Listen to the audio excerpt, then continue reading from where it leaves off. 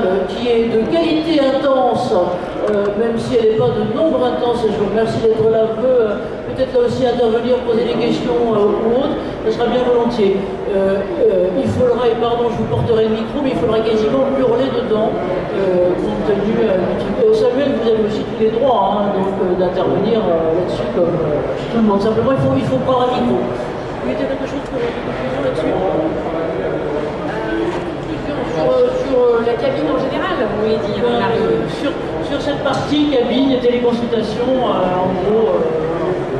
Il y a une question, oui, parce que. Non, je ne sais pas. Voilà. Pendant un gars, il faut vraiment hurler dedans. Merci vraiment pour votre exposé très clair. Moi, je m'interroge encore parce que je ne l'ai pas du tout utilisé. Oui. En revanche, il y a une indication vraiment pour la personne valide.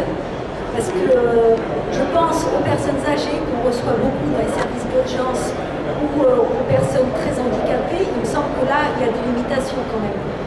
Non, il y a un développement en cours, effectivement, pour une cabine spécifique. En tout cas, moi, quand je l'ai utilisé au service d'urgence, on demandait juste à la patiente si elle pouvait s'asseoir et se relever seule. En fait, avec elle, parfois, elle pouvait être aidée pour s'asseoir ou se relever. Mais oui, normalement, pour le moment, c'est... Et après, je trouve que c'est vraiment, après votre exposé, j'en vois vraiment beaucoup de bénéfices dans la mesure où on va vers le patient, le salarié qui se prend en charge. Et ça va beaucoup dans cette dynamique-là, parce qu'il va se bouger. Il ne va pas être passif, il va être acteur. Voilà, moi je dirais plutôt c'est pas qu'il se bouge, mais il est acteur de sa propre santé. Hein. Exactement. Il s'auto-examine, et du coup il adhère, à mon sens, beaucoup mieux s'il y a suite à ça un traitement, une mise en route d'un traitement pour une maladie chronique. Enfin bon, là je sors un peu du contexte de médecine de santé au travail, mais il y a effectivement une meilleure adhérence parce qu'il y a une plus grande application, tout à fait. Il devient acteur de sa santé. C'est vraiment un point essentiel que vous avez soulevé, parce qu'en règle générale, dans le domaine RH, à partir du moment où un salarié, vous ne le rendez pas acteur, même si on a en tant qu'entreprise beaucoup de responsabilités, il est important que le salarié ait sa part de responsabilisation aussi. Et pour la médecine au travail et la santé du salarié, c'est capital. Et ça, c'est vraiment un point important à soulever. Merci. Oui, parce que moi, je me développe beaucoup au poste de travail avec ce discours, justement, que c'est l'opérateur qui est acteur de sa propre santé qui doit prendre en charge sa santé. Et je trouve que là, c'est vraiment un tout à fait. Alors là, je le rejoins complètement.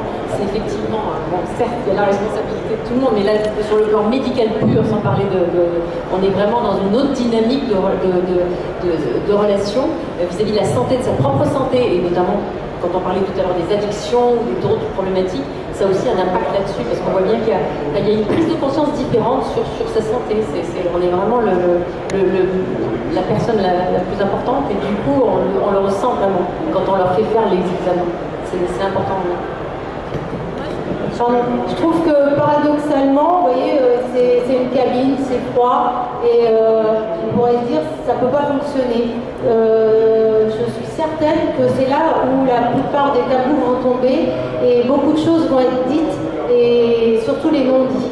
Ça, c'est important, c'est un peu aussi comme le paradoxe de toutes les applications sur, entre guillemets, le bien-être ou le travail, ou le lien, la cohésion, où on part d'une application qui est par essence individuelle et qui va créer du lien. Et là, je pense que l'objet de cette cabine, ça va être révélateur dans ce sens-là, dans une vraie... Il va y avoir plus d'abandon de soi, de la personne, et une réelle efficacité. Bon, est-ce que la téléconsultation facilite l'émission d'un compte-rendu immédiat? C'est-à-dire, c'est comme chez Photomaton, j'entre et puis je repars avec mon adresse, mon point, mes analyses tout à fait. envoyer immédiatement et je peux partir avec. Vous partez avec une ordonnance s'il y a besoin, si c'est une médecine, si c'est une consultation de télémédecine de soins, de premiers soins, et vous repartez avec votre fiche d'aptitude si c'est une consultation avec le médecin du travail. Ou avec et s'il y a d'autres modes de fonctionnement qu'on appelle le check-up simple, c'est-à-dire qu'une auto-mesure pour faire un suivi là aussi de son poids, de sa tension, de son rythme cardiaque, si on a des soucis de rythme cardiaque, et bien on repart avec un petit papier sur lequel, un petit feuillet sur lequel vous avez vos constantes, et même en double exemplaire, un pour vous, un pour votre médecin traitant. Pas mal. Oui. Moi j'ai une question, vous parlez beaucoup de la capacité de vous livrer des compétences. Je suis coordinateur, je suis médecin conseil de présence de la Fédération des services de santé au travail interentreprise. J'anime la commission système d'information dans cette structure-là notamment. Vous parlez beaucoup de confidence, d'augmentation de la confiance. Qu'en est-il de l'authentification de la personne? Comment est-on sûr que c'est la bonne personne qui rentre dans la cabine dès lors qu'on n'est pas dans une utilisation de la carte vitale et qu'on n'est pas dans le système de soins? Alors j'allais vous dire, justement, si on est en consultation de médecine de soins, la personne arrive avec sa carte vitale, parce que là, c'est complètement séparé, justement, ça c'est très bien, parce qu'il n'y a pas encore le DLP pour tous les médecins. Et quand on est en médecine de santé au travail, pour l'instant, parce que j'ai mon logiciel de santé au travail qui n'est pas interfacé avec la cabine, donc c'est mon infirmière qui est référente, parce qu'on n'a pas parlé de tous les aspects pratico-pratiques d'une télécabine, mais il faut une référente, ou un référent, pardon, de cette cabine pour accueillir, pour installer, pour téléphoner à l'assistante technique s'il y a besoin. Et puis c'est cette personne-là aussi qui fait le protocole d'hygiène, et c'est cette personne-là qui identifie pour l'instant, on fait de l'identification de face de la personne. Enfin, je veux dire de la personne parce que c'est le personnel du service, je veux dire, pour l'instant.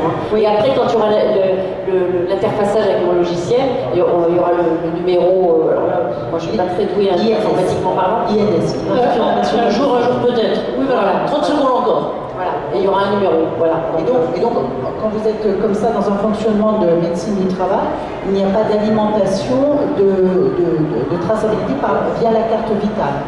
Ah non, pas du tout, c'est complètement séparé. Alors là, c'était justement des questions qui ont été posées en CHS, enfin en CSE, en tout ce que vous voulez. Il n'y a absolument pas de lien entre les consultations de médecine du travail, de santé au travail, et les consultations de médecine de premier recours, de médecine générale. On a bien veillé, c'est pas les mêmes raisons, c'est pas les mêmes...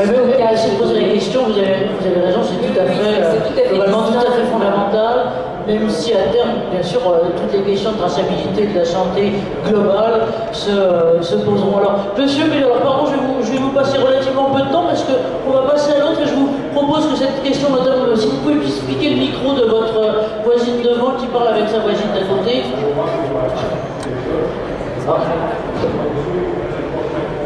Alors, il faut hurler dedans, pardon, et poser votre menton dessus. Bonjour, Florent Descoutures, infirmier en médecine du travail. Vous continuez dans le pratico-pratique. Vous disiez qu'il y avait une première visite en télétravail et une deuxième en présentiel. Concrètement, la deuxième en présentiel, elle sert à quoi?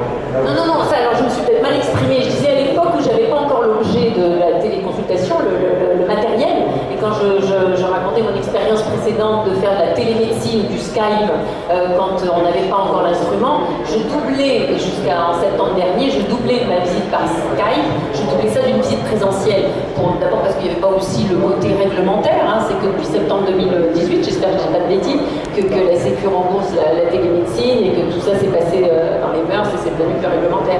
Mais maintenant, je le double plus. Non, bien sûr que non. Et alors, quid des examens, par exemple, le visio ou alors la spirométrie? Alors, le visio et l'audio sont aussi des tests qui sont possibles de faire, mais pour l'instant, je ne les ai pas mis en route pour diverses raisons techniques, on va dire, chez nous, mais c'est possible. La spirométrie, c'est en cours de développement, parce qu'effectivement, c'est un test qu'on a de plus en plus besoin pour évaluer le risque chimique ou d'autres expositions, et c'est en cours de développement, parce que j'en ai besoin aussi. J'ai une usine particulièrement avec des CMR assez élevés à Saint-Denis. Écoutez, merci et merci à vous et merci à M. Dusson d'avoir rétabli la chose. Je vous propose que peut-être on passe à la deuxième partie là maintenant, mais vous restez là et puis on reprendra le débat un petit peu global sur l'ensemble. Merci encore une fois, c'était un éclairage, merci à vous. Je sais que l'exercice est frustrant par définition, puisqu'on ne peut pas tout dire, on ne peut pas tout poser comme question ou autre, mais voilà, là c'était un éclairage et on l'a choisi parce qu'il nous paraît